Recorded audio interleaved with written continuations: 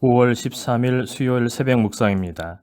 오늘 말씀은 신명기 17장 14절에서 20절까지의 말씀입니다.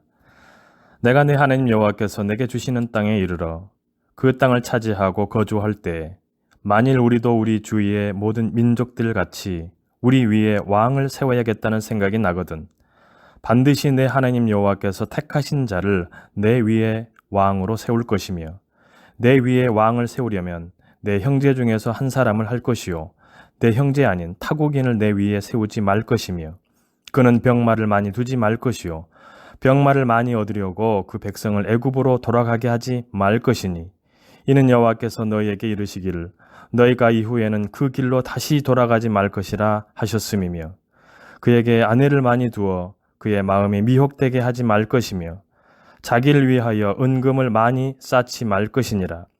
그가 왕위에 오르거든 이 율법서의 등사본을 레위 사람 제사장 앞에서 책에 기록하여 평생에 자기 옆에 두고 읽어 그의 하나님 여호와 경외하기를 배우며 이 율법의 모든 말과 이 규례를 지켜 행할 것이라.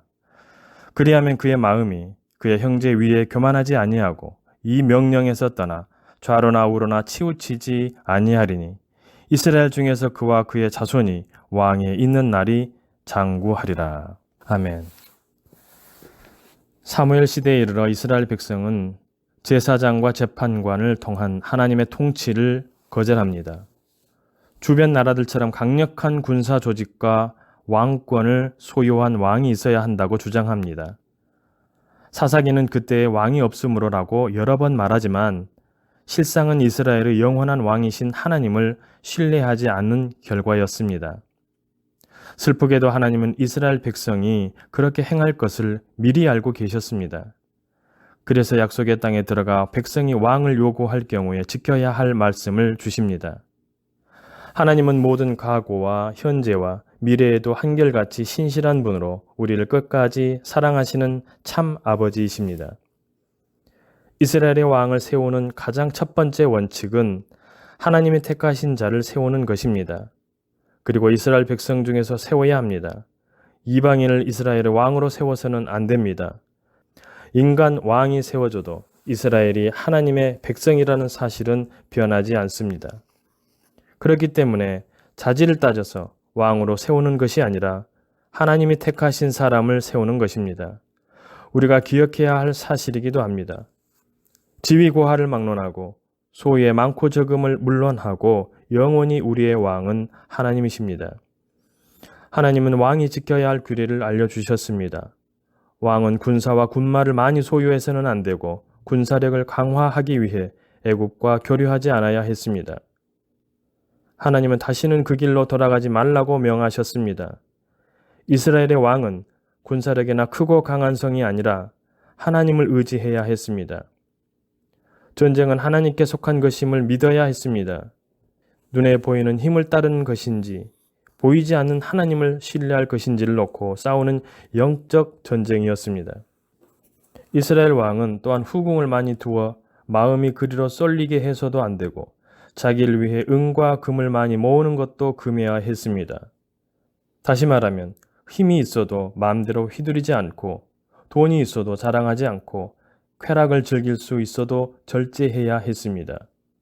후에 이스라엘의 거의 모든 왕은 이 말씀을 지키지 않았습니다. 어쩔 수 없었던 것이 아닙니다. 눈에 보이는 것의 힘은 그만큼 강합니다. 칼을 가지고 휘두르지 않는 것이 훨씬 어렵습니다. 하나님은 이스라엘의 왕이 걸어야 할 길을 미리 알려주셨습니다. 왕위에 오른 자는 가장 먼저 율법책을 레위인 제사장 앞에서 두루마리에 옮겨 적어야 합니다.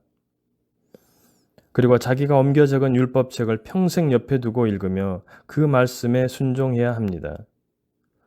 왕이 군사력과 권력과 돈의 유혹을 이길 수 있는 유일한 길이 하나님의 말씀을 묵상하는 것이기 때문입니다. 이는 시편 1편에서 가르쳐주는 복 있는 사람이 걸어가는 길입니다. 하나님의 말씀을 주야로 묵상하는 복된 삶은 그 누구보다 이스라엘의 왕이 추구해야 할 삶입니다. 말씀을 묵상하는 왕의 마음은 형제 위에 교만하지 않습니다. 하나님의 명령에서 떠나 좌로나 우로나 치우치지 않습니다. 하나님은 그런 자에게 왕위가 대대로 견고할 것이라고 약속하십니다. 그렇지만 이스라엘의 왕들도 세상의 왕들처럼 하나님의 말씀을 거절하고 하나님에게서 멀어졌습니다. 그래서 진짜 왕이 오셨습니다. 예수님은 하나님의 모든 능력과 권세를 가지시고 말씀대로 순종하셔서 십자가에 달려 죽으시고 부활하셨습니다. 우리는 참된 왕, 예수 그리스도를 섬기는 왕 같은 제사장들입니다. 왕이신 예수님을 따라 십자가의 길을 걸어가기를 소망합니다. 기도하시겠습니다. 은혜로우신 하나님 아버지, 주의 자녀들의 마음속에 주의 말씀이 생생하게 살아있게 되기를 원합니다. 답답하고 삭막한 상황에서도 생수와 같은 하나님의 말씀으로 우리의 삶이 생기 있는 삶이 되게 하시고 바라고 원하는 것을 주님 안에 두고 믿음 안에서 담대한 삶을 살게 하여 주시옵소서. 오늘 하루의 삶에서도 겸손한 삶을 살게 하시고 주님 앞에서 교만한 마음으로 살지 않게 하여 주시옵소서. 우리가 스스로를 진심으로 낮추면 하나님께서 우리를 세워주실 것입니다. 이 믿음으로 오늘 하루도 감사하며 사는 복된 한 날 되게 하여 주시옵소서.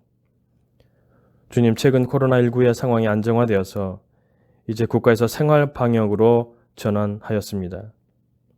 일상의 삶에서 스스로 지켜야 할 사항들을 잘 준수하도록 인도하여 주시옵시고 이런 변화들로 인해 또다시 어려움 당하지 않도록 주님 지켜주시고 보호하여 주시옵소서.